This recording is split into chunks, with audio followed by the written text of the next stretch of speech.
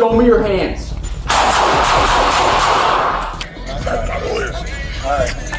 Stop! Put down the gun! Hey, let me see your hands right now! Here's the gun! Drop the gun! Drop the gun! Drop the gun! Hey, adrenaline junkies! Welcome to our channel where the wildest police chases hit your screen non-stop. He has a gun.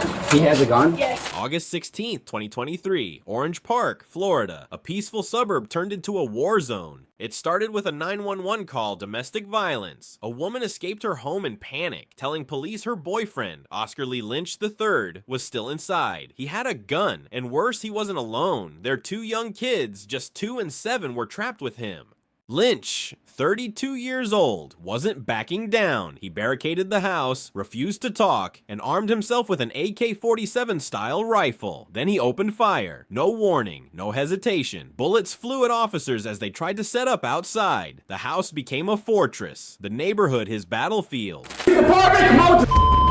Hands right now. Show me your hands. Shots fired, shots fired. Come on out. Hold on.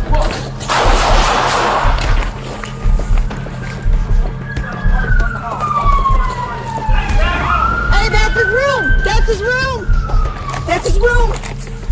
He's got, it looks like an AK. Police were forced to deploy a Bearcat armored vehicle into the gunfire to protect residents and rescue the 2 children. The vehicle took dozens of hits from Lynch. Southwest side, that's another home. Shooting out of the house. Shooting out of the house. Shot. Hours. Police dodged gunfire while working out a plan to rescue the children safely. And they did. Both kids were brought out alive. Oscar Lee Lynch was found dead, killed by his own hand. 5-9 right away! 5-9 right away! Wednesday night, May 18th, 2022, the soft, elegant lights of Fogo de Chão Steakhouse in Atlanta's upscale Buckhead district suddenly turned red with panic. A former employee, 22-year-old Nigel Cullens, burst through the doors. A handgun glinted on his waistband. He knocked over glasses, shouted at staff, and ripped a bottle of liquor from behind the bar. In seconds, the posh dining room turned into a ticking time bomb. He screamed at workers, grabbed food, and shoved his way behind the bar, seizing another bottle. The gun at his hip and his erratic behavior made it clear this was a powder keg on the verge of blowing. Atlanta police arrived fast. Officers confronted Cullens at the bar. Body cam footage shows them shouting commands. Drop the gun, hands on your head. Cullens didn't listen. In a tense few seconds, Cullens made a threatening move. An officer fired. Cullens collapsed dead on the scene.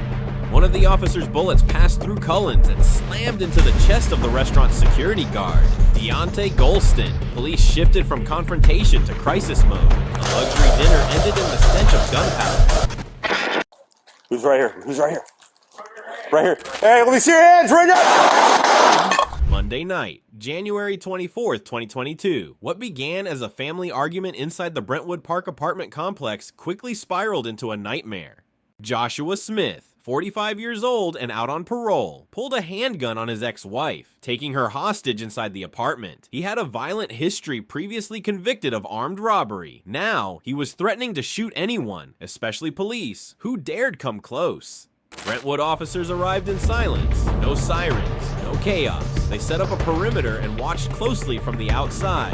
But with a life in immediate danger and no time left to wait, one officer made the call. A single, decisive shot rang out.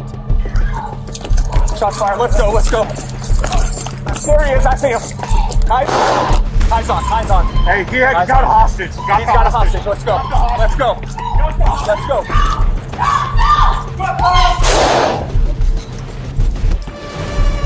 Joshua Smith was shot and killed on the spot. The woman, shaken to her core but physically unharmed, was rescued immediately. The hostage nightmare ended in a single flash. All right, he dropped the gun. Eastbound. Stop! Get down!